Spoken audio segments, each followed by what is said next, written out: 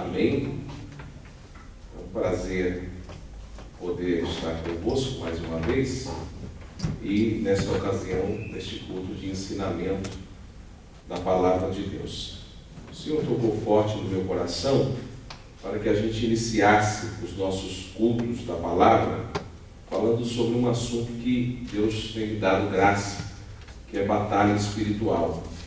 E muitas pessoas, por não entenderem a batalha espiritual que a gente vive, o mundo que a gente está vivendo espiritual, ela se perde no caminho, por falta de compreensão, por falta de entendimento. Então, nós vamos iniciar hoje esse seminário. Ele é programado para 7 terças-feiras. Hoje a gente vai falar sobre conhecendo o inimigo. E a cada terça-feira vamos falar de um assunto diferente. E vamos ter, durante o período desse seminário, alguns trabalhos também de libertação. Não é? Vai ter cura divina, vai ter milagres. Porque à medida que a gente compreende a batalha espiritual, a gente compreende o caminho para receber milagres, para receber bênçãos da parte do Senhor. Não é? Então a gente vai ter trabalho aí de libertação nessas terças-feiras. Não se assuste com o que pode acontecer, porque todo o poder pertence a Deus através da sua palavra. E é a compreensão da palavra que vai nos dar entendimento e força para a gente vencer. Amém? Eu queria que os irmãos abrissem a sua Bíblia. Você tem na sua apostila. Essa primeira folha é a primeira folha de uma apostila, tá bom? A gente vai estar confeccionando uma apostila para vocês. E à medida que vocês forem participando, você vai ganhando uma folha. Participou terça que vem, você pega a segunda folha. Até participou 7 dias, você tem as 7 folhas. E aí no final eu dou a capa e o certificado ainda, para quem participar. A capa da apostila e o certificado de participação desse curso de batalha espiritual. Primeira carta de João, capítulo 2, versículo 14. Primeira carta de João, capítulo 2, versículo 14. Nós vamos estar reforçando também no Data Show, porque vai haver alguns assuntos que eu vou querer que vocês frisem, repitam, professem, porque há poder na palavra. Então você vai professar algumas vezes alguns textos, tá bom? Glória a Deus. Se os irmãos que estão aqui nessa ala quiserem vir aqui, vai ficar melhor para a visualização no Data Show, não é? Tá bom? Então, se puderem, fica melhor para vocês também, para poder visualizar. Porque quem está aqui, ou eu estando aqui, já não consegue enxergar. Não é que eu seja grande, né? Mas vai dificultar um pouco, amém? Primeira carta de João, capítulo 2, do versículo 14, nós vamos ler até o versículo de número 18, tá bom? São 4 versículos da palavra de Deus. Quem achou o texto, ou está com a folha, tem aí do lado as referências bíblicas. Aí você pode acompanhar. Diz assim: eu vos escrevi, meninos, porque conheceis o Pai. Eu vos escrevi, pais, porque conheceis aquele que é desde o princípio. Eu escrevi, jovens, porque sois fortes, e a palavra de Deus permanece em vós, e já vencestes o maligno. Versículo 15. Não ameis o mundo, nem o que há no mundo. Se alguém ama o mundo, o amor do Pai não está nele. Porque tudo que há no mundo, a concupiscência da carne, a concupiscência dos olhos e a soberba da vida, não vem do Pai, mas sim do mundo. Ora, o mundo passa e a sua concupiscência, mas aquele que faz a vontade de Deus permanece para sempre. Filhinhos, esta é a última hora, e conforme ouvistes que vem o anticristo, já muitos anticristos se têm levantado, por onde conhecemos que é a última hora. Amém? Vamos repetir juntos o versículo 18, está ali, ó, vamos lá. Filhinhos, esta é a última última hora, e conforme ouvistes que vem o anticristo, já muitos anticristos se têm levantado, por onde conhecemos que é a última hora. Amém? Você tem consciência que estamos vivendo a última hora? Alguém aqui não tem essa consciência? Levante a mão. Se você não tem, você acha que ainda tem muita coisa para acontecer, muito tempo. Se você tem consciência que estamos vivendo a última hora, com certeza você tem consciência que estamos na mais acirrada batalha espiritual possível. Amém? Se assente, por favor, adorando e glorificando o Senhor. O tema de hoje é conhecendo o inimigo. E é interessante porque eu vi um general que professou uma frase, e ele disse assim: se você vai para uma guerra conhecendo o seu inimigo, conhecendo as estratégias do seu inimigo, você começa a guerra com 50% de vantagem. Se você vai para uma guerra não conhecendo o inimigo, você está com 50% de desvantagem. Não é? É por isso que os grandes exércitos do mundo, como os Estados Unidos, têm uma força chamada força de inteligência. Não é? Porque a força de inteligência é justamente ela que fica trabalhando em entender as estratégias do inimigo.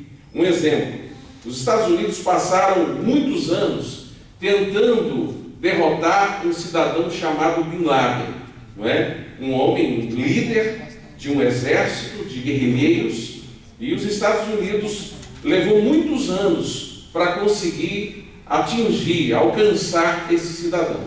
Depois de muitos anos, muita pesquisa, muito estudo, a inteligência norte-americana descobriu e mapeou toda a estratégia de Bin Laden, não é? E foi aí que eles conseguiram chegar até ele. Não é? Se mataram ou não, a gente não sabe, não é? Porque não apareceu o seu corpo. Se é verdade ou não, a gente não compreende. O certo é que a mídia divulgou que alcançaram, não é? Mas a força de inteligência do exército norte-americano trabalhou muito para mapear por onde Bin Laden passava. Eles tinham mapas subterrâneos, eles descobriam os caminhos subterrâneos, não é? Por onde eles passavam. Não é? Então tudo isso nos ensina uma grande lição: conhecer o inimigo é vantagem.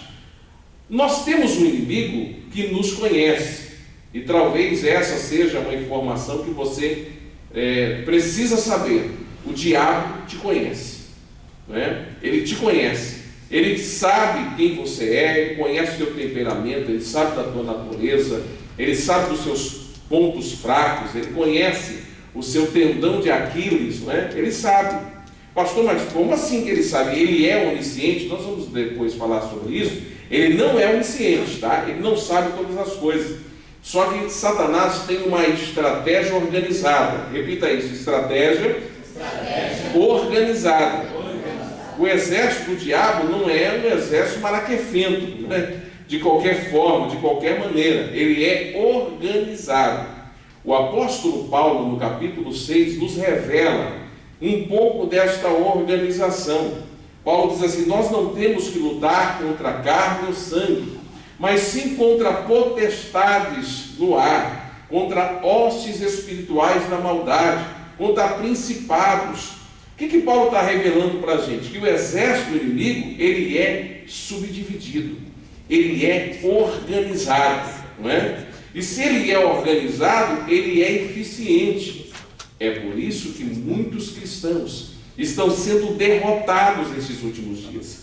Muitos crentes estão sendo vencidos, né? Estão sendo desanimados e parando na sua fé, porque ele menospreza o exército inimigo. Eu disse domingo aqui que existe muito crente brincando de ser crente, muito cristão brincando de ser cristão, mas o diabo não brinca de ser diabo, não é? Então a gente precisa entender um pouco dessas estratégias. Como é que o inimigo alcança, chega, consegue essas informações, né? Tudo isso a gente vai compreender daqui a pouco. Primeiro a gente precisa entender quais são os nossos inimigos, né? Os nossos inimigos, eles estão subdivididos, tá? Subdivididos em três, no número de três que formam um. é como se fosse a Trindade. A Trindade é Deus Pai, Deus Filho, Deus Espírito Santo. O nosso inimigo são três distintos, mas que têm um só objetivo também. O primeiro inimigo que nós enfrentamos, né, é ele. A gente não gosta nem de falar o nome dele, mas ele existe. Não adianta fugir dessa realidade. Por mais que a gente não goste, ele está aí, agindo, trabalhando. O primeiro inimigo do cristão é aqui, ó, o diabo, Satanás, que é o adversário de Deus e o adversário de todos aqueles que temem a Deus. O segundo inimigo é o mundo, tá? O primeiro inimigo, o diabo. O segundo é o mundo. Daqui a pouco você vai compreender que mundo é este que é nosso inimigo, não é? Porque a Bíblia não diz que Deus amou o mundo? Lá em João 3,16. Mas como que o mundo é nosso inimigo se Deus amou o mundo? A gente vai compreender daqui a pouco que mundo é esse que Deus amou e que mundo é esse que é nosso inimigo, tá? O terceiro inimigo é a carne. E eu costumo dizer que esse, para mim, é o pior inimigo de todos. Satanás é sagaz, é mau, não é? Tem uma natureza tríplice, só sabe, segundo a Bíblia, ele faz o quê? Roubar, matar e destruir. É uma natureza homicida, né? Ele é homicida por natureza. O mundo é um grande inimigo, mas a carne é um inimigo muito próximo, porque fala da gente mesmo. Quando o pastor Luiz leu o texto, ele estava lendo exatamente um texto de batalha espiritual. Ele estava lendo um texto onde quem está falando ali não é um novo convertido que se converteu há 3 meses atrás e está sendo discipulado ainda. Ele não estava falando ali de um cooperador da igreja que começou o ministério há 1 mês atrás, 2 meses, 1 ano. Ele estava falando nada mais e nada menos do apóstolo Paulo, o homem que escreveu 13 epístolas, o homem que Deus usou para dar toda a base doutrinária da palavra de Deus, toda a base doutrinária do cristianismo. Não é? Você encontra nas cartas de Paulo toda a base doutrinária do cristianismo. E é esse homem que está falando que está em guerra. É esse homem que está falando que está em batalha, irmão. Não é um qualquer da vida, era o apóstolo Paulo, que está dizendo que é uma força que age nele, que às vezes o impulsiona a fazer aquilo que ele não quer fazer. É o apóstolo Paulo que está dizendo que de vez em quando ele se surpreende sentindo fraqueza, sentindo desânimo. Não é? É o apóstolo Paulo que está dizendo isso. Não é qualquer uma pessoa. Então, se o apóstolo Paulo passa por isso, será que nós estamos isentos dessa batalha? Será que o diabo esqueceu da gente? Não, o diabo me esqueceu. Ele está com a batalha com o irmão, com o fulano, com o ciclano. Eu estou livre. Não, irmão. Talvez você já esteja abatido no meio dessa guerra. Talvez você já foi abatido e nem está sabendo. Né? Mas pode acontecer isso, pastor? Claro que pode. Sansão estava abatido na guerra e não sabia. Não é? Já tinha cortado o cabelo dele, ele levantou e disse: eu vou de novo, conforme eu sempre fui, e eu vou derrotar o inimigo. Quando ele vai, cadê a unção?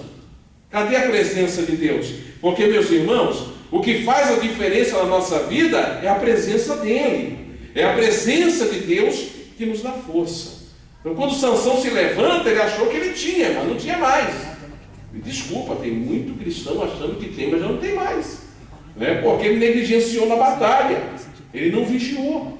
Então nós precisamos pedir para Deus que nos dê força para a gente vencer esses 3 inimigos. A gente vai, no decorrer do assunto, falar sobre os 3. O primeiro é o diabo, está no próximo slide. Né? A palavra diabo vem do grego e significa enganador, vem do grego diabolos, tá? E significa enganador. Às vezes a gente... O que será que é a palavra diabo? Essa palavra, né, é enganador, porque ele é enganador. Em outra versão, em outra tradução, tá, diz sedutor. Sedutor, ou seja, aquele que seduz ao erro. Né? Então é semelhante a enganador, porque o enganador é a pessoa que vive enganando, que vive conduzindo pessoas ao engano. Não é? Sedutor é uma pessoa que seduz as pessoas ao erro. Eu até gosto mais da tradução sedutor do que enganador. Não é? Porque a forma de Satanás trabalhar, a gente vai entender, é pela sedução. Ele seduz a pessoa ao erro. Não é? Eu uso uma linguagem de informática para explicar isso. Eu uso uma linguagem de informática. Ele minimiza. Você sabe o que é minimizar na informática? Não é? É quando a página está aberta, você vai lá naquele botãozinho minimizar. Aí diminui, não é? Ele minimiza a pena, ele maximiza a bênção, né? E ele exclui a sentença. É assim que ele trabalha. Ele minimiza a pena. Caso de Eva. O que é que ele disse? O que é que Deus disse comer desse fruto e tal? Deus disse, se a gente comer, a gente vai morrer. Aí ele minimiza. Não é nada disso. Não tem nada a ver essa história. Tudo conversa de Deus. Deus está com conversa. Como diz o carioca, está com caô na sua cabeça. Né? Isso é conversa. Tem nada a ver isso aí. Né? Minimizou. Aí, sabe por que Deus não quer que você coma desse fruto? Aí Eva diz, por quê? Aí ele maximiza. Porque se você comer, você vai ser igual a ele. Você vai ser igual a Deus. Aí Eva dá uma olhada e diz, eu igual a Deus, Deus fez tudo isso, fez eu, fez... Peraí, esse fruto é bom demais. Né? Aí ele exclui a pena, ele exclui a sentença. Né? Porque ele diz assim, e o que é que vai acontecer? Vai morrer? Vai nada. Conversa com Deus, você não vai morrer não. Você vai ser igual a ele. E aí Eva seduz o seu esposo, come o fruto, e segundo a Bíblia, eles morrem espiritualmente. Então ele minimizou, maximizou e ele excluiu. É uma linguagem de informática para a gente entender como Satanás trabalha para nos derrotar. Né? Ele é identificado na Bíblia como um anjo caído, né? E também de Satanás, cuja palavra hebraica Satã significa adversário. Tá? Ele é o adversário de Deus e de todos aqueles que servem a Deus. Satanás é seu adversário. Como ele tem seduzido pessoas, né, dizendo que ele é amigo, que ele é bom, ele quer se fazer de uma pessoa muito boa. Não, eu sou bom, eu consigo levar você a uma posição que Deus não conseguiu te elevar. Porque a Bíblia diz que este mundo, e a gente vai entender daqui a pouco qual é este mundo, jaz no maligno. Esse mundo tem o controle permissivo de Deus sobre ele. E é por isso que ele consegue conduzir muitas pessoas à fama. Ainda hoje, meu filho via ali algumas situações de cantores, não é, que chegaram à fama através da influência dele. Mas a partir do momento que não quer cumprir aquilo que ele determina, as ordens dele, ele simplesmente corta, vai lá na lona, e aí a pessoa vê a face negra de Satanás. Infelizmente, muitas pessoas já viram essa face, não é? Quem me conhece sabe que eu vim do Espiritismo, e quando eu tinha os primeiros contatos com o Espiritismo, era um mar de rosas, era um mundo assim deslumbrante, né? Era aquela coisa, sedução do poder. Eu tenho o poder de receber em mim entidades que me dão força para curar as pessoas, que me dá força para desfazer casamento, que me dá força para resolver problemas. E aí aquela sedução do poder, a gente se sente todo poderoso. Só que quando eu fui conhecendo a realidade que eu quis sair, a minha sentença era de morte, né? Eles disseram assim, até os 28 anos, se ele não voltar, ele morre. E no dia que eu fiz 29 anos, minha mãe tinha isso, e ela tinha uma raiva da minha esposa, porque minha esposa tinha sido o caminho que tinha me levado ao Evangelho. Aí ela disse assim, essa crente desgraçada vai matar o meu filho, por causa dela meu filho vai morrer. Aí quando eu fiz 29 anos, eu tive o prazer de ligar para ela e dizer, oi mãe, tudo bem? Aí ela atendeu, oi filho, tudo bem? Ah filho, hoje é teu aniversário, parabéns e tal. Eu disse, amém mãe, muito obrigado e tal. Mãe, a senhora lembra quantos anos que eu estou fazendo? Aí ela falou 29, eu falei, pois é, a senhora vê como o diabo é mentiroso. Falou que eu morria com 28, estou com 29, não é? E estou vivo para a honra e a glória do nome do Senhor Jesus. Não é? E estou indo aí, estou indo para os 30 e pouco já, e estou avançando. Não estamos desistindo da vida, estamos indo, em nome do Senhor Jesus. Agora, como é que esse inimigo, Satanás, como é que ele se manifesta? Qual é a sua forma de se manifestar? Nós precisamos compreender isso. É claro que essa aula de hoje, conhecendo o inimigo, eu precisaria de pelo menos umas 7 terças só para ela. Então eu vou dar uma síntese para você só compreender o assunto. Como é que ele se manifesta? Vamos ler Efésios, capítulo de número 6, versículo de número 16. Efésios, capítulo 6, versículo 16. Eu queria uma folha da apostila, que tem as referências. Está aqui, Renata, aí pega outra para você ali, tá bom? Efésios, capítulo 6, versículo de número 16. Vamos ler esse texto, que é muito importante para a nossa compreensão. Olha o que diz o apóstolo Paulo escrevendo à igreja de Éfeso: tomando sobretudo o escudo da fé, com o qual podereis apagar todos os dardos inflamados do maligno. Repita comigo: dardos inflamados do maligno. Quando a gente lê isso no literal, a gente fica imaginando, né, o diabo com um arco e flecha, um lança-dardos, alguma coisa assim, e ele lançando dardos. A gente imagina numa seta e a gente como um alvo, e ele buscando acertar a setinha na gente, não é? Não é assim, mas é mais ou menos assim, tá? A seta que Satanás usa se chama pensamentos. Repita: pensamentos. Esses são os dardos inflamados que Satanás usa, tá? Nós vamos entender no decorrer desse seminário os campos de batalha espiritual. E dentre os campos que nós vamos precisar entender, o principal deles, ainda hoje eu conversava com o pastor Luiz sobre esse assunto, o principal deles é a nossa mente, tá? É aqui que acontece as maiores batalhas espirituais neste mundo, tá? Então Satanás, quando lança dardos inflamados, ele lança aqui, ó, na nossa mente, porque tudo começa na mente, tudo começa aqui dentro, não é? Então quando ele lança esses dardos, eles vêm em forma de uma sugestão. Repita: sugestão.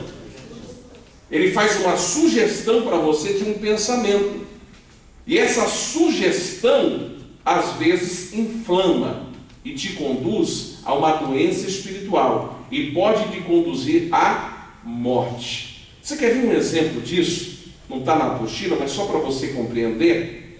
Um exemplo: filho pródigo. Quem já leu a história do filho pródigo aqui? Acho que todo mundo, né? Uma das histórias lindas da Bíblia, onde um rapaz acorda um dia, não é? E ele se torna totalmente insatisfeito com a sua vida, chega no seu pai e diz assim: pai, eu quero a minha parte da herança, porque eu não gosto mais dessa casa, eu não gosto mais dessa família, eu não gosto mais dessa comida, eu não gosto mais dessa cama, eu não gosto mais de nada, eu quero ir embora, não é? Agora, irmão, será que foi assim de repente isso? Será que não teve um dedinho? Eu sempre digo numa mensagem que eu ministro, que teve 3 is que derrubou esse rapaz. São os dardos inflamados do maligno, é a estratégia de Satanás. O primeiro i se chama o i da insatisfação. Repita: insatisfação. Ele tinha tudo, tinha uma boa casa, tinha comida, tinha uma boa cama, tinha uma boa família, não é? Tinha uma fazenda, tinha tudo que precisava, mas ele se tornou insatisfeito. Simplesmente se tornou insatisfeito. Ele dá uma olhada assim: não gosto mais dessa cama, não gosto mais dessa comida, não gosto mais dessa casa, estou insatisfeito, não quero mais. Na verdade, foi o dardo que Satanás lançou na mente dele, o dardo da insatisfação.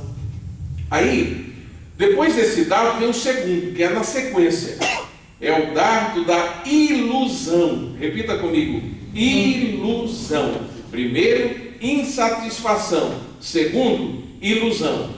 Qual é a ilusão que ele tem na sua mente?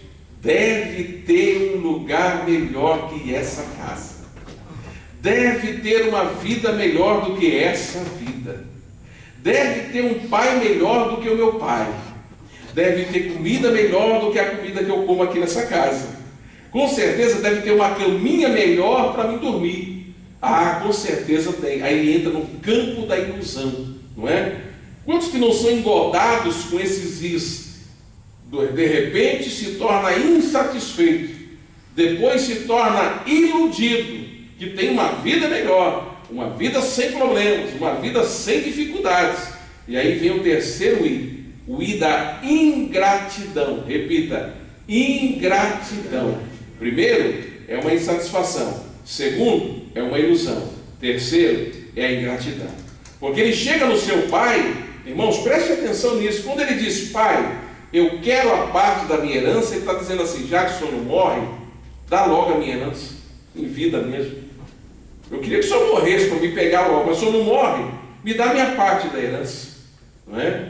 E segundo os estudiosos, quando a pessoa pedia a herança em vida, ele tinha direito somente a 30% do valor da herança, só a 30% da parte que lhe cabia. Então, quando ele pediu para o pai isso, ele pegou 30% de tudo que ele possuía por direito e ele vai embora em busca de uma vida melhor, de uma família melhor, de uma casa melhor, de uma caminha melhor. Se ele fosse casado, de uma esposinha melhor, ele sai correndo, eu quero algo melhor. Só que daqui a pouco ele se decepciona, porque ele vê que não tem uma cama melhor, não tem uma casa melhor, não tem amigo melhor do que o pai, não tem aconchego melhor do que o aconchego da casa do pai.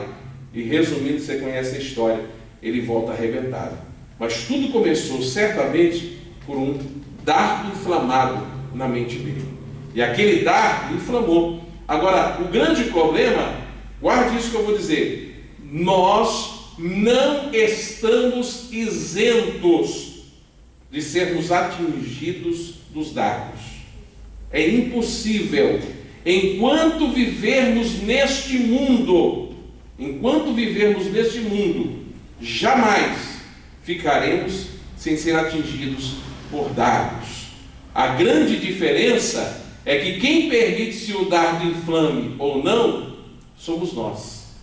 É nós que permitimos a gravidade do dardo que nos atingiu. Se você alimentar o dardo, ele vai inflamar. Se você dar vida a esse dardo, ele vai virar uma doença, não é?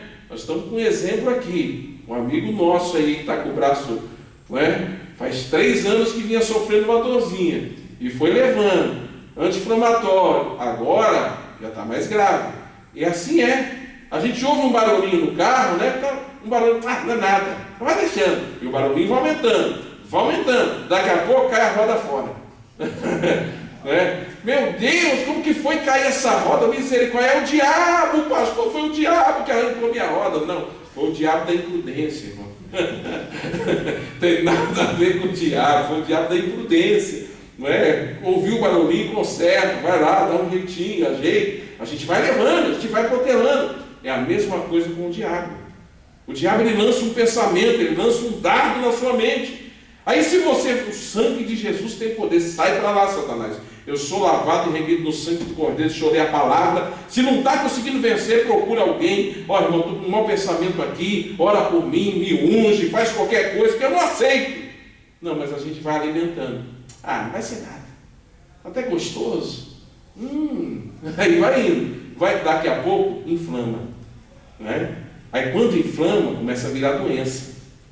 E quando vira doença, começa a afetar toda a nossa estrutura psicológica, começa a afetar toda a nossa estrutura física, começa a afetar todo o nosso ser. Aí quando a gente vê, está desfalecendo, quando a gente vê, está desanimando. Então veja que Paulo está dizendo aqui que Deus nos capacitou com uma arma de defesa. Amém?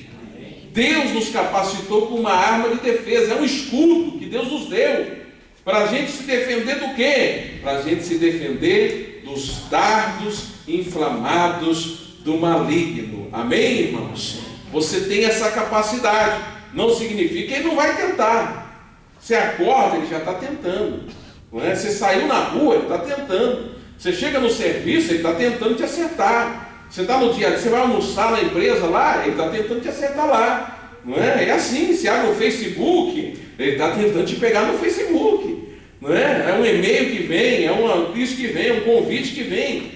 A gente está todos os dias sujeito a isso. Você está vindo com o seu carro, principalmente o lado masculino aí, com o seu carro na rua, de repente você olha num outdoor, a propaganda de roupa e uma mulher sem roupa, não é?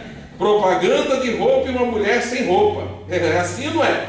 É o diabo tentando colocar um dardo em você, não é? Você recebe de repente uma mensagem de um rapaz, agora já falando para as mulheres, né? Um homem que você nunca viu na tua vida fala uma frase linda e fala: nossa, meu marido não fala isso para mim faz 10 anos, e esse camarada não me conhece, tá, né? É o dardo inflamado, é a forma que Satanás quer te acertar. Ele quer inflamar a sua mente, ele quer inflamar o seu coração. E é aí que nós temos que usar o escudo da fé. Amém, irmãos? Vamos ler o texto. 1 Pedro capítulo 5, 1 Pedro capítulo 5, versículo 8 a 9, está aí na referência da apostila, tá? Como ele se manifesta. Tudo que está no telão está também nessa folha que você tem aí na primeira folha da apostila.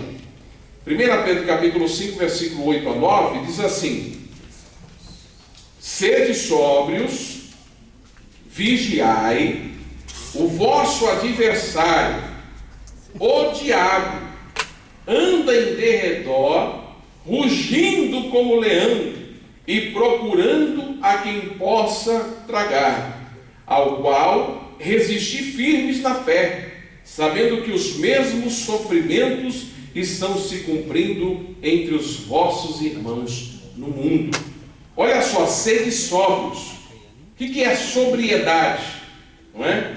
É uma pessoa que não está cambaleante, é uma pessoa que mantém um equilíbrio. Não é? Sobriedade é isso, é você estar em equilíbrio. Uma pessoa, quando está embriagada, quando ela bebe, a primeira coisa que ela perde é o quê? A sobriedade. Ela perde o equilíbrio, não é? E aí você vê ela andando na rua caçando frango, né? Sai todo cambaleante, porque ele perdeu o equilíbrio, ele não está sóbrio. Quando Paulo está dizendo aqui, ele está dizendo: olha, não se embriague com prazeres carnais que vão fazer você perder o equilíbrio. Mantenha o equilíbrio. E depois que manter o equilíbrio, seja vigilante. Veja que ele está dizendo: sede sóbrios e vigiai. Paulo está dizendo aqui que a vigilância é o sustentáculo da sobriedade. Paulo está dizendo que se eu sou vigilante, eu me mantenho sóbrio. Se eu sou sóbrio, eu sou vigilante. É uma consequência, é um elo de ligação. Por que eu devo ser sóbrio? Por que eu devo manter um equilíbrio? Por que eu não posso me desequilibrar? Porque Paulo está dizendo que nós temos em nosso derredor o diabo. Diz aí, glória a Deus. Você sabe por que você disse glória a Deus? Quem sabe? Isso, porque o diabo está ao nosso derredor. Mas se ele está ao derredor, é porque existe alguém que está ao nosso redor. O que é que a Bíblia diz? O anjo do Senhor acampa-se ao redor dos que temem a Deus e os livra do mal. Amém? Dá uma glória para Jesus aí, meu irmão. Porque o diabo não pode chegar em você, a não ser que você permita. Aí esse é outro assunto que nós vamos falar dentro do nosso seminário. Como é que o diabo então pode quebrar essa barreira? Se a Bíblia diz que o anjo do Senhor acampa-se ao redor dos que o temem e o livra do mal. Tem um segredo aí nesse versículo. O anjo acampa-se ao redor de quem? De qualquer um? De quem vive de qualquer maneira? De quem leva a vida na brincadeira? Não, daqueles que temem a Deus.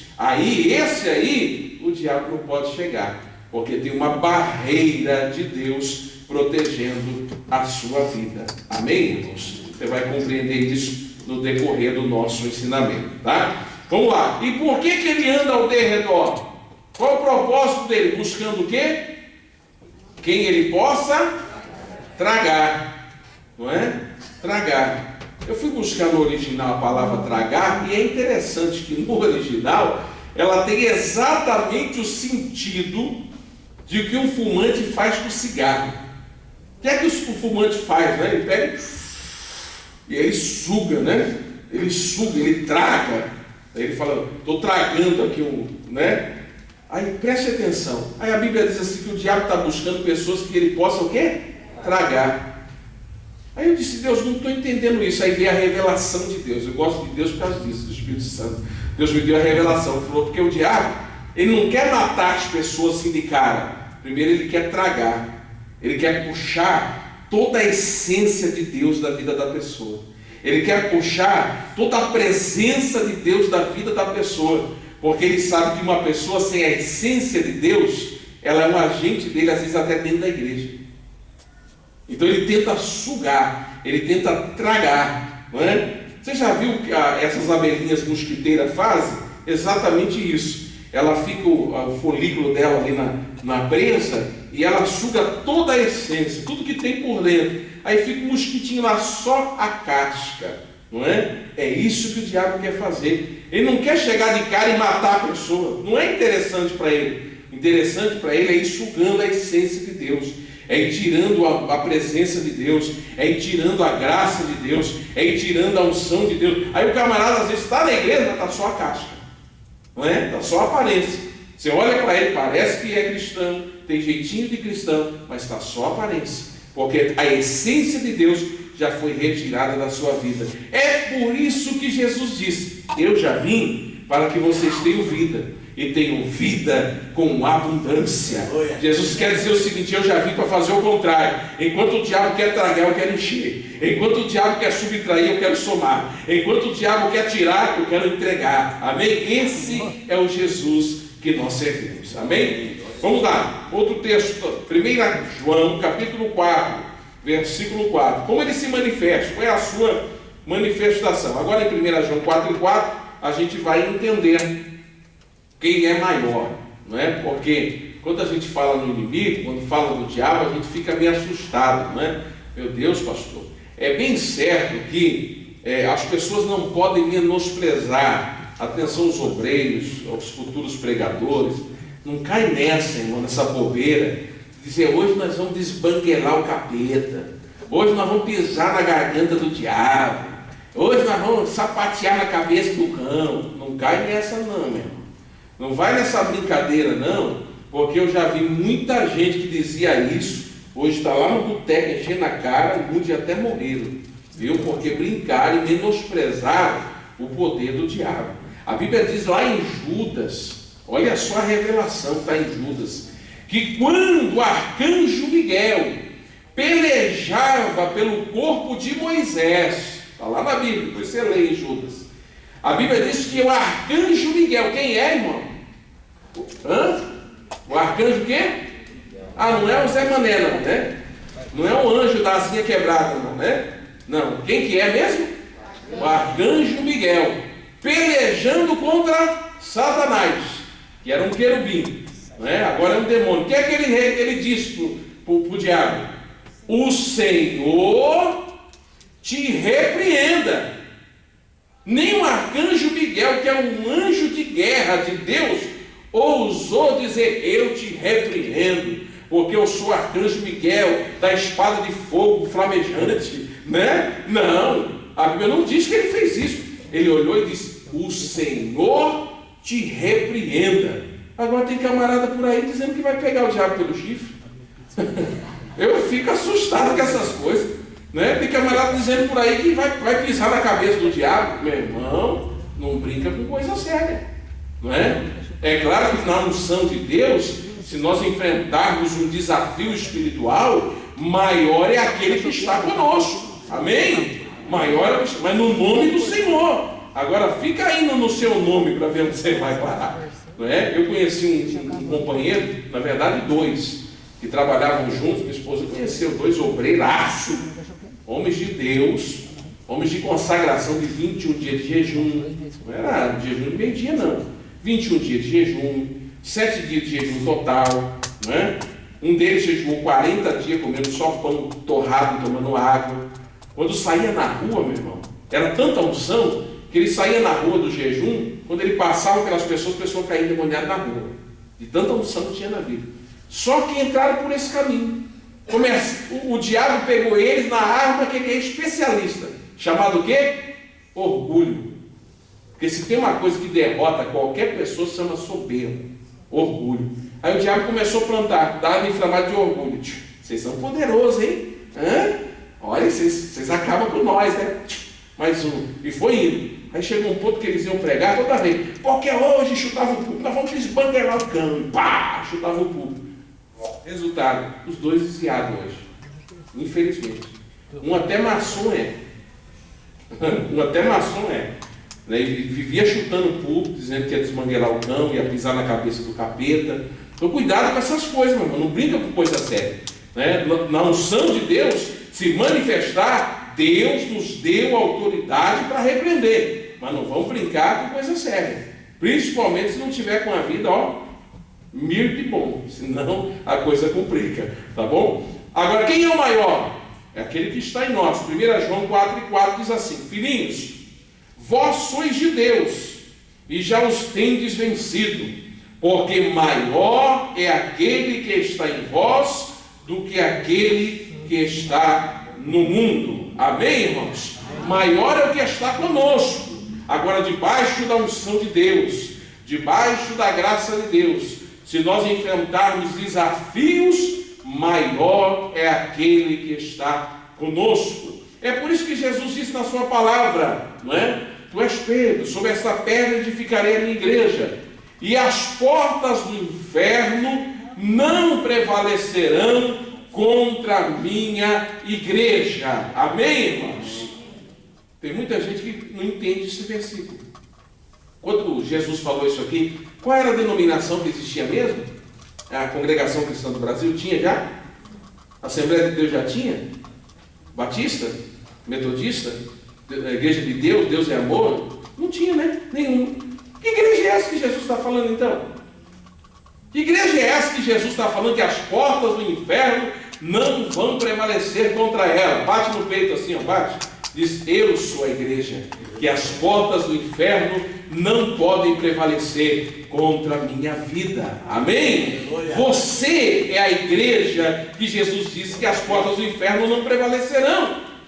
Agora, nós também entendemos errado este versículo, porque ficamos na defensiva. Ai, meu Deus, as portas do inferno vai se levantar contra mim, e eu como crente vou ficar assim, só apanhando. Pá, pá, saco de pancada do diabo. Para com isso, meu irmão. Tem nada a ver isso. O que Jesus queria dizer com as portas do inferno, ele está no plural. Se ele falasse a porta do inferno, era só uma. Mas Jesus falou as portas, porque são muitas. O que é que Jesus queria dizer com isso, pastor? É que aonde tiver uma porta do inferno aberta, quando a igreja chega, ela tem que fechar em nome do Senhor Jesus. Quando tiver uma porta do inferno aberta contra a sua vida, você como igreja tem a autoridade de Deus para levantar as tuas mãos e dizer em nome de Jesus: porta do inferno, não prevaleça contra mim, porque eu tenho aquele que é maior na minha vida, porque eu sou igreja do Senhor. Amém? Então maior é o que está conosco, tá bom? 3 atributos que o diabo não tem. 3 atributos que o diabo não tem. Muda o slide, isso. Olha lá: onipotência, onipresença e onisciência. Repita comigo: 1, 2, 3. Onipotência, onipresença e onisciência. Esses atributos não tem, porque ele não é Deus. Esses atributos só pertencem a Deus. Deus Pai, Deus Filho e Deus Espírito Santo. Tá bom? O que é onipotência? O diabo não tem todo poder. Porque, irmão, se ele tivesse todo poder, você acha que tinha mundo ainda? Você acha que a gente estava sentado aqui adorando a Deus hoje? Não. Ele não tem todo poder. O poder do diabo é limitado. Repita isso: o poder do diabo é limitado. Agora, quando é que ele tem poder de agir na vida de um cristão? Quando é que ele tem poder? Eu vou dar só a deixinha, porque é um assunto para a semana que vem. Só isso aí, ó Renato. Ó Renato aí, ó. Deu brecha, ele entra com é isso aí, deu brecha, ele entra como? Com força. Que brecha é essa, pastor? Diga assim: direito. Legal. Legalidade. Fala de novo: legalidade. Isso, o diabo trabalha em cima de direito legal, legalidade. Ele não pode chegar na sua vida e dizer: não fui com a cara desse crente e eu vou arrebentar com ele. Ele não pode.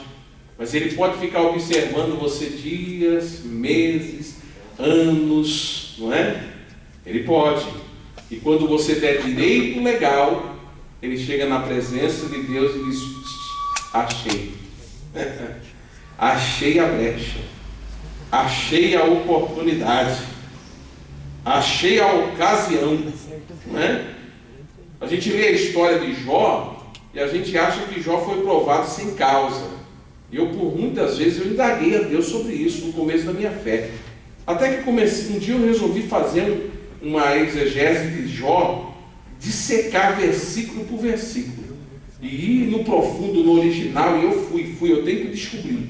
Aí um dia, eu lendo a Bíblia, eu vi quando Jó disse assim: aquilo que eu mais temia me sucedeu.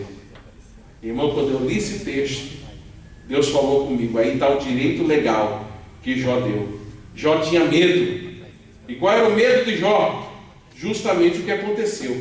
Jó tinha medo de perder o dinheiro e Jó tinha medo de perder a saúde e negar a Deus. Em cima disso, o diabo se apresenta de Deus com a carta na manga, dizendo: eu tenho direito legal sobre a vida desse homem. Ele era um homem reto, sincero, desviava-se do mal, mas ele infelizmente deixou o medo se tornar um direito legal. Lá na frente Deus virou um cativeiro, mas que ele foi provado, ele foi. Então cuidado com os direitos legais. Não dá legalidade, irmão. Evita o máximo possível dar direito legal, porque quando a gente dá direito legal, Satanás vem sobre a nossa vida. É aí que ele tem o poder de chegar até nós. Onipresença. Ele não está em todos os lugares ao mesmo tempo. Um exemplo: o diabo, ele não pode estar aqui no Brasil agora e ao mesmo tempo estar lá no Japão, porque ele não é onipresente. Então ele não tem esse poder. Por mais que o seu corpo é espiritual, não é? E ele não tem, a gente não consegue compreender o seu poder de viagem, o seu poder de transporte, a gente não tem como entender isso, porque é só o mundo espiritual que compreende, mas ele não pode estar em dois lugares ao mesmo tempo. Aí você vai perguntar para mim: pastor, mas como é então que ele sabe de todas as coisas? Como é? Diz a Bíblia que quando ele caiu, ele era Lúcifer, no querubim ungido, uma terça parte dos anjos caiu junto com ele. E a Bíblia diz que o número dos anjos são milhares de milhares de milhares. Um matemático fez uma conta para entender mais ou menos o número dos anjos. Calculando sobre milhares de milhares de milhares, ele chegou à conclusão que eles são mais de trilhões. Mais de trilhões. Então, resumindo, uma terça parte dá bilhões. Não é pouco demônio não, irmão. Não é pouco anjo caído não. Só num homem, um gadareno, diz a Bíblia que ele tinha o quê? Uma legião, que compreende-se na linguagem da época, num pelotão do exército romano, de aproximadamente quantos soldados? Aproximadamente 6.200. Então só no corpo de um homem tinha aproximadamente 6.200 demônios. Pastor, mas será que tem como? O homem se tornou tão forte pela força maligna que o osso quebrava o ferro. Você já viu isso? Já viu alguém falar: o cara bateu com a barra de ferro no braço do camarada e quebrou o ferro, entortou o ferro. Quem é que vai quebrar se bater com a barra de ferro? O osso, não é verdade?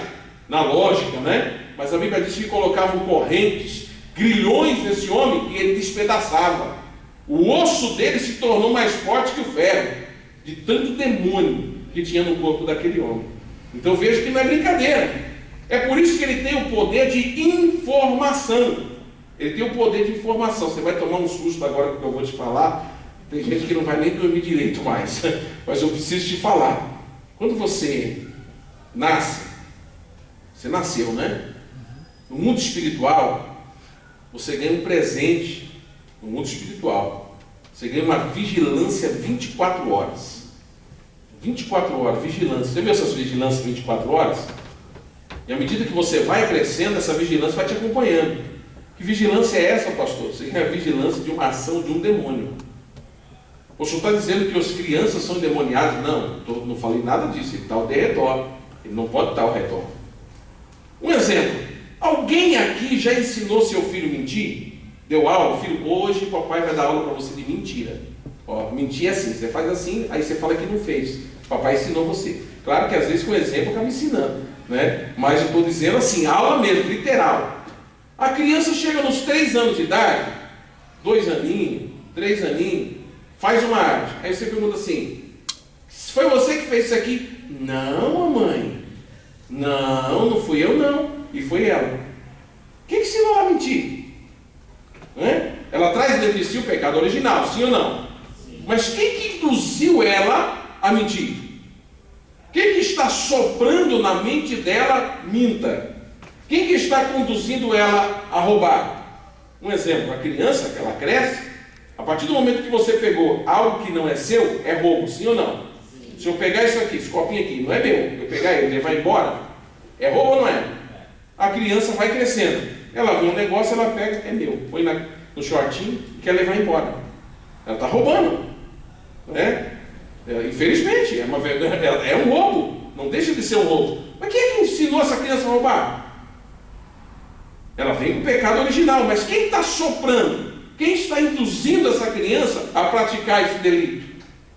Então isso vem no mundo espiritual. É por isso que as pessoas, é aqui que vem a ilusão do espiritismo. Agora eu vou falar como um ex-pai de santo. A pessoa vai lá, ia lá no Chico Xavier, ainda vai, até hoje que tem lá os outros médicos, e aí, quando a pessoa chega lá, quer saber se o filho está bem, né? Aí aparece lá o filho, incorpora lá no médico, e aí diz assim, sou eu, mãe. Ai meu Deus, é meu filho. Lembra, mãe, que eu gostava daquela camiseta amarela? Ah, meu filho. Lembra, mãe, que eu gostava daquele bolo de banana que a senhora fazia? Aí grita, chora. É o filho.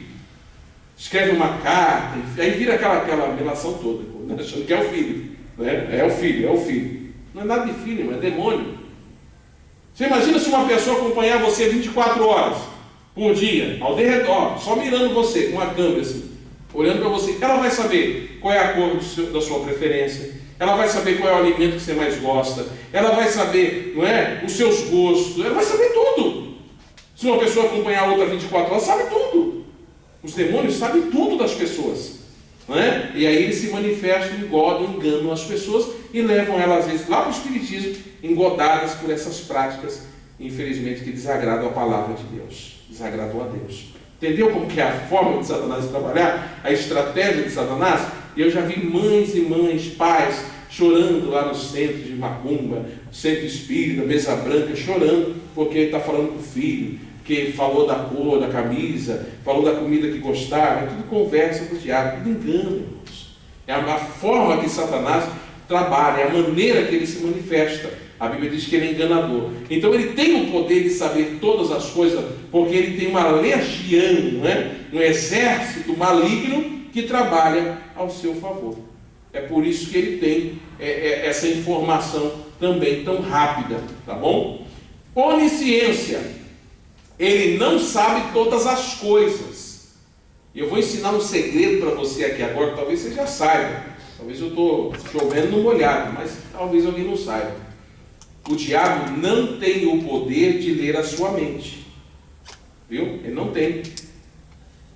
É por isso que a gente tinha uma arma, a igreja do Senhor, tinha uma arma que ela usava antigamente. Os mais antigos da fé vão lembrar do que eu estou dizendo agora. Quando a pessoa se convertia, eu me lembro que quando eu me converti, foi um dos primeiros conselhos que o meu sogro me deu. Ele falou, quando vir um pensamento, qualquer coisa assim na sua mente, você fala assim bem forte, o sangue de Jesus tem poder. Era assim ou não era, pastor Luiz? Era assim? Era assim, mano? Desse jeito, né? Aí a gente foi ficando moderno. Né? Foi modernizando, tá? Eu não vou falar mais, porque fica falando que Jesus tem poder. Eu vou pensar. E o diabo, para ele não pode ler a tua mente. Você pode clamar o sangue de Jesus quantas vezes você quiser na mente. Agora, a hora que você abrir a sua boca, nem que seja sussurrando, o sangue de Jesus tem poder, ele bate em retirada, porque você relembra ele que lá na cruz, quando o sangue de Cristo escorria no Calvário, estava sendo consumada a minha e a sua vitória. Amém? Então, meu irmão, não adianta, ele não pode ler a sua mente. Ao mesmo tempo, ele também não tem o poder de ler a sua mente quando você tem um mau pensamento. Tem gente que tem um mau pensamento, ai meu Deus, agora o diabo vai me tentar nisso, porque eu digo, não, irmão, o diabo não pode ler a sua mente. Agora, cuidado com as suas palavras. Ele não pode ler a sua mente, mas o bicho ouve. Tem um ouvido afinado, né? Sua mente ele não tem poder de ler, mas a partir do momento que você fala, ele ouve. A partir do momento que você declara com os seus lábios, ele tem o poder de te ouvir. E aí ele vai trabalhar em cima daquilo que você falou. É legalidade. Então guarde isso na sua mente. Ele não tem poder de ler o seu pensamento. Pensamento não é pecado. Se torna pecado quando se transforma em palavras e atitudes. Aí se torna pecado. Enquanto está na sua mente, é campo de batalha. Enquanto está na sua mente, dá para você vencer. Enquanto está na sua mente, vai para a guerra espiritual, vai para a oração, vai para a palavra. Nem tudo que vem na sua mente sai falando, não, irmão. Porque às vezes você está dando arma para o inimigo. Às vezes você está munindo o inimigo de munição contra a sua própria vida. Eu sempre digo o seguinte, até coisas boas de Deus, a gente tem que cuidar para quem fala. Certas orações também, eu tenho esse costume, certas orações, certas coisas que eu falo com Deus, eu ignoro. E isso na mente.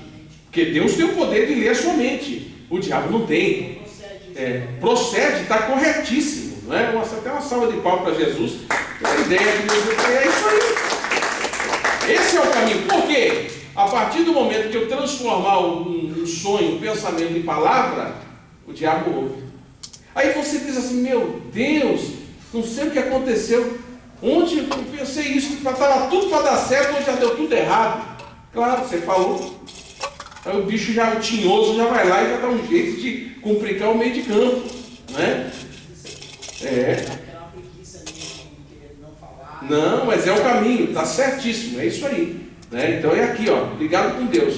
Então cuidado, até coisa, quando Deus, eu sempre uso o termo engravida, né? Quando Deus coloca um filho no seu útero espiritual, no seu ventre espiritual, não sai contando para todo mundo, não.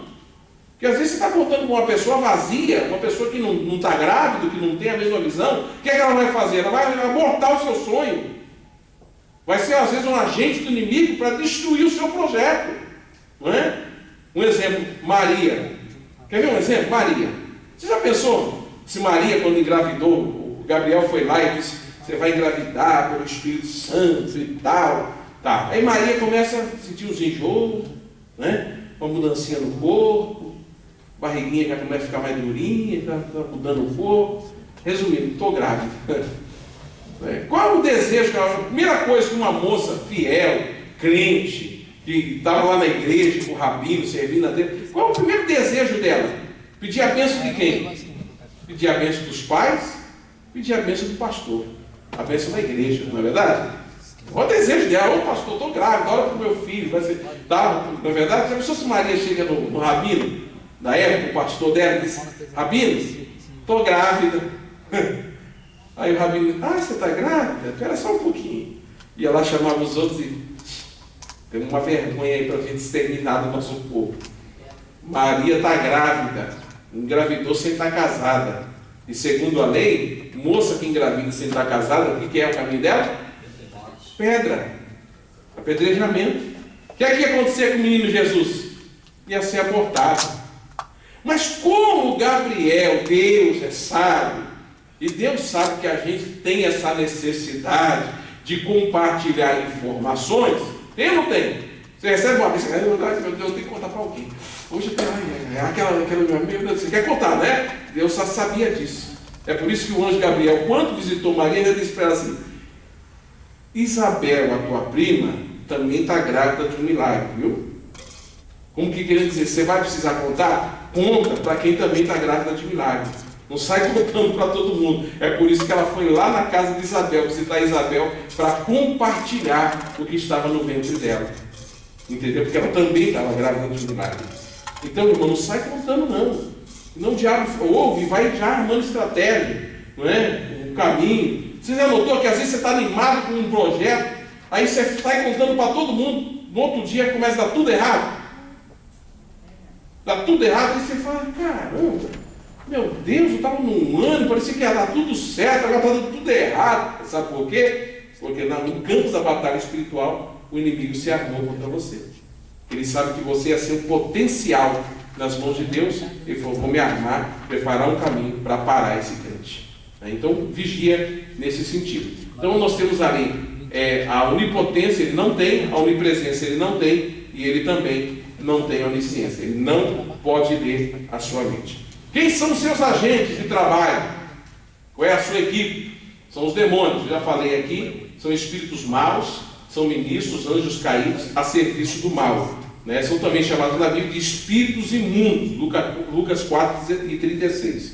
Tá? E eles têm uma força limitada, mas eles conseguem agir nos corações vazios. Eu já expliquei quais são as suas origens, da onde eles vêm, são anjos caídos e também são opositores a Deus e buscam a todo custo causar males na vida das pessoas. Está no próximo slide.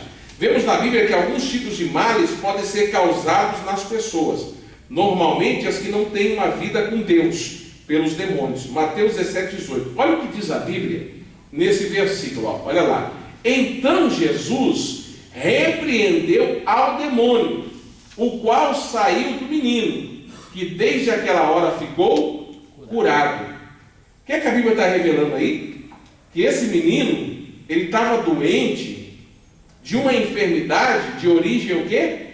Maligna, espiritual. Lá em Lucas capítulo 13, tem um outro texto, não está no slide, de uma mulher, eu até preguei aqui, que andava curvada. Aí Jesus chegou e não repreendeu a doença. Jesus disse, espírito imundo, sai dela. Agora você vai tomar um susto no que eu vou falar. E a mulher não era crente? A mulher não era frequentadora da sinagoga? A mulher não lia, não estudava a palavra todos os sábados, que era costume dos judeus? A mulher não era uma mulher piedosa, devota de Deus, buscava Deus, estava lá buscando a palavra? E o próprio Jesus relata que ela era filha de Abraão. O próprio Jesus falou que ela era uma filha de Abraão, ela era uma mulher judia, piedosa. Como é que aquele demônio estava no corpo dela? Direito legal. Teve alguma legalidade, teve alguma brecha, alguma porta que se abriu.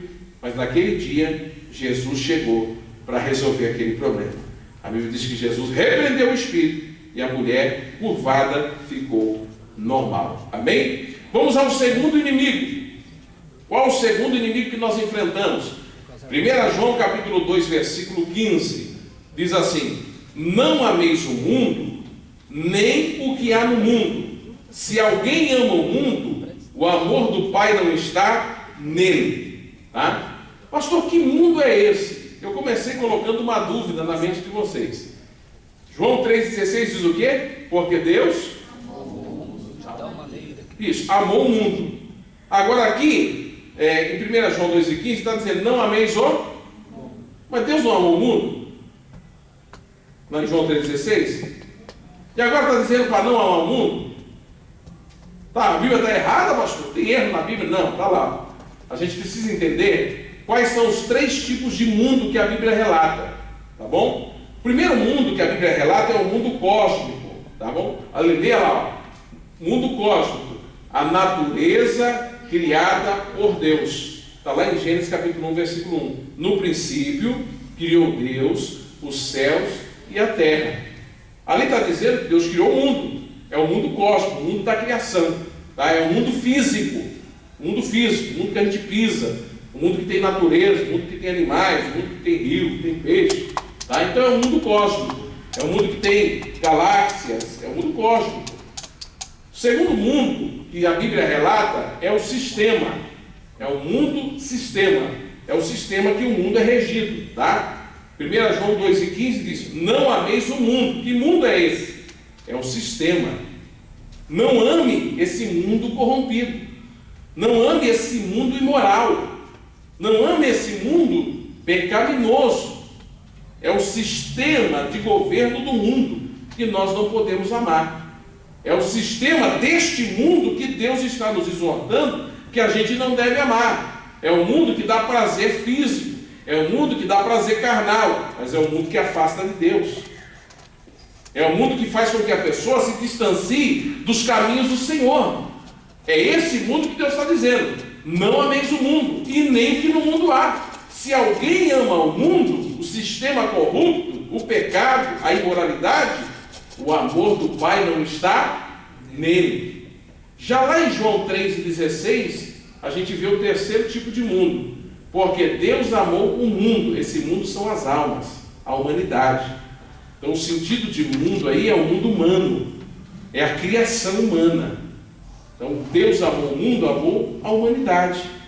Compreendeu isso? Conseguiu entender? Mundo cósmico, mundo sistema e mundo humano.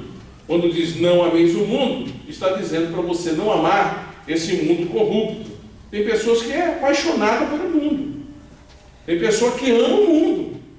Né? Ele quer viver no mundo, ele quer estar lá nos prazeres do mundo, ele quer desfrutar dos prazeres carnais desse mundo, da corrupção desse mundo. E ele diz, como diz aquela música, deixa a vida me levar, a vida leva eu. E ele vai viver no mundo. Não é? Só que o final de tudo é que o amor do Pai não está nele. Ele vai perder a verdadeira vida eterna. Tá? Na próxima página, diz assim, não podemos nos conformar com este mundo corrompido. Olha o que diz em Gálatas 6,14. Mas longe esteja de mim gloriar-me, a não ser na cruz de nosso Senhor Jesus Cristo, pela qual o mundo está crucificado para mim e eu para o mundo. Que mundo é esse que Paulo está dizendo aqui? É o mundo humano? Não. É o mundo cósmico? Não. Ele estava falando do mundo pecado, do mundo sistema, do mundo imoral, do mundo corrompido. Paulo está dizendo, olha, o mundo está crucificado para mim. Eu não quero os prazeres deste mundo. Eu não quero as glórias deste mundo. Eu não quero desfrutar dos benefícios deste mundo. Eu quero estar com Cristo. Se para isso é necessário renunciar a esse mundo, eu quero estar com o meu Senhor. É isso que Paulo está dizendo, né? E é por isso que Paulo usa muito o termo crucificado. Ele diz assim que ele estava crucificado com Cristo. Quando Cristo estava crucificado, há 3 lições interessantes ali na crucificação. Primeiro, Cristo não estava mais com os pés na terra, não é? No mundo. Os pés de Cristo estavam acima. Cristo estava preso, não podia olhar para trás. O seu olhar era só para frente. E ele carregava sobre si as marcas. Quando nós estamos crucificados com Cristo, os nossos pés não estão mais neste mundo. Nós não podemos mais olhar para trás. E carregamos em nós as marcas do Calvário. Amém, meus irmãos? Que essa graça esteja conosco, não é? Pelo sacrifício de Cristo na cruz, pertencemos a Deus, não a este mundo. João 17:16 diz assim, Jesus confirma a nossa nova natureza.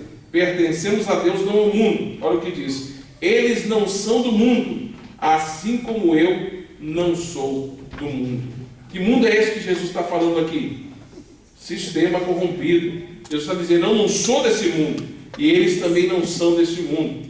Já em João 16:33, a Bíblia diz que Jesus venceu o mundo. Tenho-vos dito estas coisas, para que em mim tenhais paz. No mundo tereis tribulações, mas tende bom ânimo. Eu venci o mundo. Tem gente que diz, eu não consigo vencer o mundo. Não consegue porque não quer. Não é que não consegue, é que não quer vencer o mundo. Porque não existe quem queira que não vença. Porque Cristo já venceu por nós. É só a gente entrar no vácuo, irmão. Não é? Você já viu essa linguagem na Fórmula 1? O camarada está indo com o carro aqui, aí fala assim, o outro pegou o vácuo. O que ele pegou o vácuo? Ele entrou atrás, na mesma direção. Está juntinho. E ele está desfrutando de menos atrito. Né? Porque ele está no vácuo. Entra no vácuo de Jesus, meu irmão. Jesus já venceu. Entra no embalo. Vence também. Vence o mundo. Só depende da gente. Só que às vezes a gente não quer. Não é? Mas quando a gente se esforça, o mundo já está derrotado. o mundo já está vencido. Tribulações, a gente vai passar. É inevitável. Vamos ter momentos de tribulação, vamos ter momentos de angústia, mas em Cristo seremos vencedores. Para a gente finalizando, terceiro é a carne. Esse é um inimigo terrível. Não é? Uma pena que o tempo não vai permitir falar muito. Gálatas capítulo 5, versículo 13 a 17 diz assim: Irmãos, vocês foram chamados para a liberdade, mas não usem a liberdade para dar ocasião à vontade da carne. Pelo contrário, sirvam uns aos outros mediante o amor, pois a carne deseja o que é contrário ao espírito, e o espírito que é contrário à carne. Eles estão em conflito um com o outro, de modo que vocês não fazem o que desejam. Não é? Algumas pessoas perguntam assim, eu já vi pessoas perguntarem para mim, no sentido da igreja aqui, né? Pastor, a igreja lá não tem doutrina, né? Não tem doutrina na igreja, né? Uma igreja sem doutrina. É a pessoa que é realmente leiga, né? Porque uma coisa é doutrina, outra coisa é costume. Não é verdade? Totalmente diferente. Olha lá, o que é doutrina? Está no próximo slide. Doutrina são leis e mandamentos divinos irrevogáveis. São universais, né? E transcendem a qualquer cultura. Então, doutrina, irmão, essa igreja aqui é uma igreja de doutrina. Isso aí você pode ficar tranquilo. Uma igreja que as leis, os mandamentos da palavra de Deus, para nós são irrevogáveis. Não é? Doutrina não muda. Doutrina não pode se revogar. Revogou uma doutrina, é heresia. Se tornou heresia, aceita. Não é? Então, doutrina, nós somos uma igreja de doutrina. Nós não somos uma igreja de costumes, presa a costumes criados por homens. Nós não somos. Não é? Teremos raízes? Temos uma história? Temos, mas não somos presos a isso. Tá? Então, costume não gera doutrina. Agora, doutrina gera bons costumes. Por que eu estou falando isso? Porque a gente vai entender um pouco das obras da carne e a gente vai ver que, às vezes, as pessoas confundem liberdade com libertinagem. Não é? E é um perigo essa confusão. Liberdade é você viver a doutrina da palavra de Deus. Libertinagem é quando você abandona a palavra. Aí você está em libertinagem, já não é mais liberdade. E é o que a gente está vendo hoje, infelizmente, no Brasil. Muitos cristãos saíram do extremo do conservador para a libertinagem. Não é verdade? Porque não conheciam doutrina, não conheciam a palavra de Deus. Aí é por isso que está essa pressão toda hoje, o casal homossexual na igreja e tantas coisas mais. Por quê? Saiu aqui, do conservador e partiu para a libertinagem. Doutrina não se revoga. Um exemplo, doutrina de Cristo, da salvação. Jesus salva aqui no Brasil, sim ou não? Sim. E lá na África, quem é que salva? E lá na China? E lá no Japão? É doutrina, isso não revoga. Certo? Aí vamos lá, doutrina da Escócia. Os pastores usam saia. Então, agora vamos implantar a doutrina no mundo todo. Aí eu ia ficar lindo de saia, né? Ia ser a coisa mais linda, com a sainha assim, com as pernas peludas, né? Meu Jesus! Já pensou? Mas não é doutrina, pastor, lá na Escócia? Não é doutrina, é costume. É costume. Se a gente vê um pastor de saia aqui, a gente se escandaliza. Não é? Para eles é normal. É costume de lá. Não é? Não, o pastor vem que está na Bíblia, né? O cabelo crescido, está na Bíblia, tem cabelo crescido. Cabelo crescido é uma coisa, cabelo sem cortar é outra. Na Bíblia não fala cabelo sem cortar, fala cabelo crescido. O cuidado do cabelo. Fala que a mulher, beleza, está na Bíblia, mas não é doutrina, é costume. Era um costume da época, não tem nada a ver com doutrina. Se fosse assim, coitadinha das irmãs da África, perderam tudo a salvação, porque não cresce, e aí? O que vai fazer? As irmãs estão tudo condenadas ao inferno, porque fica pichainzinho igual o meu, e agora? Meu irmão, isso é história de homem, isso é criação humana. Agora, doutrina, isso não muda. Doutrina é doutrina. E a gente vai ver aqui nas obras da carne que existem muitas doutrinas, não é? Que a gente tem que tomar cuidado. A gente viu o drama de Paulo, o pastor Luiz até leu aqui, que é o nosso drama, que é a guerra contra a carne. Nossa carne luta contra o espírito, e a gente vive nessa peleja, não é verdade? Mas em Gálatas capítulo 5, mostra-nos que o nosso corpo é um campo de batalha. Pode mudar para a próxima. O nosso corpo é um campo de batalha. Olha o que diz a Bíblia. Pois a carne deseja o que é contrário ao espírito, e o espírito que é contrário à carne. Eles estão em conflito um com o outro, de modo que vocês não fazem o que desejam. Não é verdade? Quantas vezes a gente não... Puxa vida, por que eu fiz isso? Por que eu falei isso? Não é? Por que eu agi assim? Não é verdade? Aí você fica naquele conflito. É uma guerra, irmão. É uma obra, é constante. Tá? Agora, para a gente entender um pouco, vamos entender obras da carne. Muda aí o slide para a gente finalizar aqui. Porque as obras da carne são manifestas, as quais são, escute aí, nem todas as versões têm essa linguagem. Essa linguagem é original da Bíblia, trinitariana, e na maioria das versões, esse primeiro pecado aí, adultério, foi retirado. Na maioria. É uma estratégia de Satanás isso. Viu? Então está aí, ó. Porque as obras da carne são manifestas, as quais são, vamos lá juntos: adultério, fornicação, impureza, lascívia, idolatria, feitiçaria, inimizades, porfias, emulações, iras, pelejas, dissensões, heresias, invejas, homicídios, bebedices, glutonarias e coisas semelhantes a estas, acerca das quais vos declaro, como já antes vos disse, que os que cometem tais coisas... Irmão, seria bom se não tivesse essa última parte, né? Não tem adultério, né? Você vê, foi adulterado em algumas Bíblias. Ó, se não tivesse aquela parte ali, que os que tais coisas cometem não herdarão o reino de Deus, a gente estava de suave. Mas tem. E sabe o que é difícil a gente entender aqui? O que é que está escrito lá em cima, irmão? As obras do diabo, as obras do mundo. Não, o que é que está escrito lá? As obras da carne. São obras da carne nossa. Ah, pastor, caí em adultério, foi o diabo. O que é que a Bíblia está dizendo? Que é obra do quê? Pastor, eu cometi lascívia, estou seduzindo as pessoas, eu me visto mais para a pessoa me olhar do que para mim mesmo. É o diabo. É o diabo, segundo a Bíblia? Não. Não é? Fornicação, pastor, não aguentei. Jovem ainda, né, me relacionei. Foi o diabo. Foi o diabo, segundo a Bíblia? Não. Impureza. Praticou qualquer tipo de impureza, coisas impuras. Né? Foi o diabo, segundo a Bíblia? Não. Idolatria, que pode ser tanto de imagem como de razão, filosofia, qualquer coisa. Que a gente pensa em idolatria só na Senhora Aparecida. Às vezes você pode idolatrar você mesmo. A pessoa pode se auto-idolatrar, não é? Idolatria é obra da carne, não é do diabo. Feitiçaria, né? Horóscopo, essas coisas todas lá, essas coisas aradas. Daí, ó, feitiçaria. Inimizade. Pessoa que vive provocando inimizade, causando problemas. Porfia, que é competição, ciúmes, né? Ciúmes exagerados, porfia, emulação.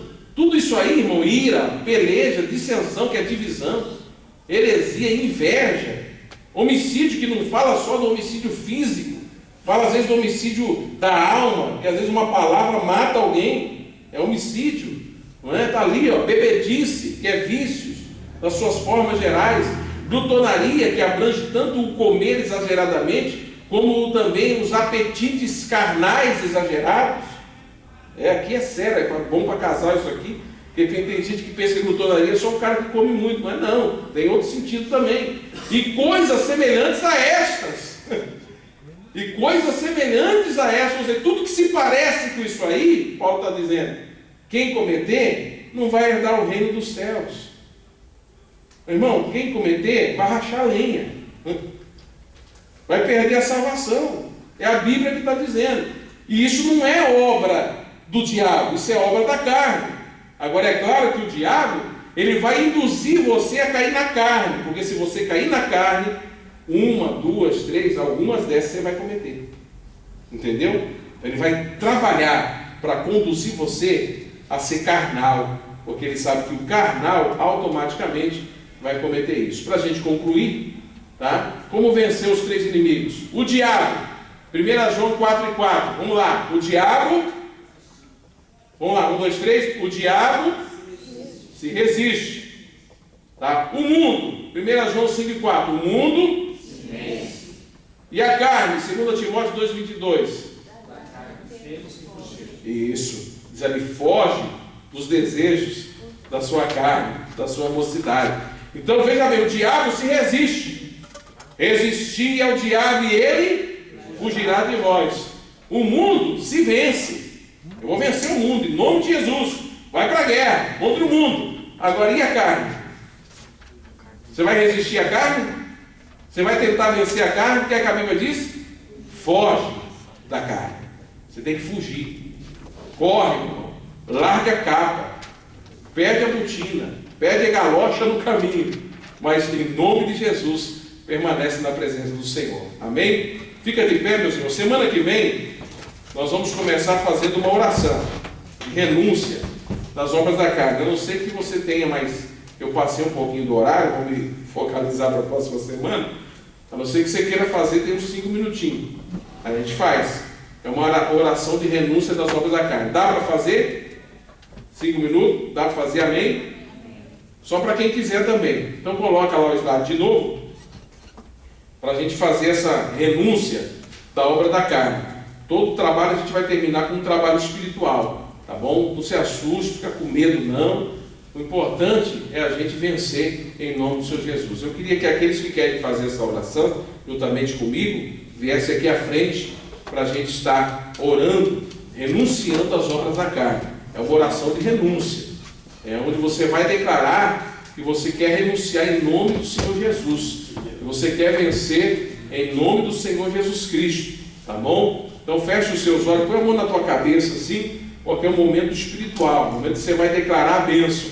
Eu quero que você repita comigo, diga, em nome de Jesus, eu renuncio a adultério em todas as suas formas. Em nome de Jesus, eu renuncio à fornicação em todas as suas forças. Em nome de Jesus, eu renuncio à impureza em todas as suas formas. Pornografia, maus pensamentos, desejos perversos. Em nome de Jesus, eu renuncio lascívia em todas as suas formas. Renuncio à satisfação em provocar desejo em outros. Em nome de Jesus, eu renuncio à idolatria, seja ela de imagens, ideias e vãs filosofias. Em nome de Jesus, eu renuncio à feitiçaria, horóscopos, práticas místicas, superstições, reencarnação e tudo ligado ao ocultismo. Em nome de Jesus, eu renuncio inimizades, renuncio o desejo de criar contendas. Em nome de Jesus, eu renuncio porfias, a teimosia, a razão. Em nome de Jesus, eu renuncio emulações, ciúme, rivalidades, desejo de ocupar o lugar de outro a qualquer preço. Em nome de Jesus, eu renuncio à ira. Em nome de Jesus, eu renuncio às pelejas e todas as discussões vãs. Em nome de Jesus, eu renuncio dissensões. Em nome de Jesus, eu renuncio heresias e toda a prática fora da Bíblia. Em nome de Jesus, eu renuncio inveja, desejo do que é dos outros. Em nome de Jesus, eu renuncio os homicídios, toda forma de matar, de assassinar. Em nome de Jesus, eu renuncio bebedices e todas as formas de vício. Em nome de Jesus, eu renuncio glutonaria e todo apetite desordenado. Em nome de Jesus, eu renuncio às coisas semelhantes a estas. Em nome de Jesus. Pai, neste momento, Senhor, nós fizemos aqui a oração de renúncia. Renunciando obras da carne, pedimos ao Teu Espírito Santo que nos dê a vigilância necessária para nos mantermos, Senhor, íntegros diante da Tua presença. Se porventura, meu Deus, no dia de amanhã, ainda hoje, alguma obra dessa querer se manifestar em nós, fortalece-nos para que venhamos vencê-las, em nome de Jesus Cristo, Teu Filho, que vive e que reina para todos sempre. Amém e amém. Amém, meus irmãos. Deus abençoe os irmãos. Enquanto você volta ao seu lugar para pegar a sua Bíblia, na semana que vem nós vamos falar sobre o campo de batalha espiritual, viu? Aonde acontecem as batalhas? Como fortalecer a nossa mente? Como criar esconderijos, não é? Se conhecendo um pouco mais, a gente vai falar dos temperamentos. Nós tivemos uma dinâmica aqui, mas tem muita gente que não participou. Você tem que se conhecer, porque é justamente no seu temperamento que o diabo vai trabalhar.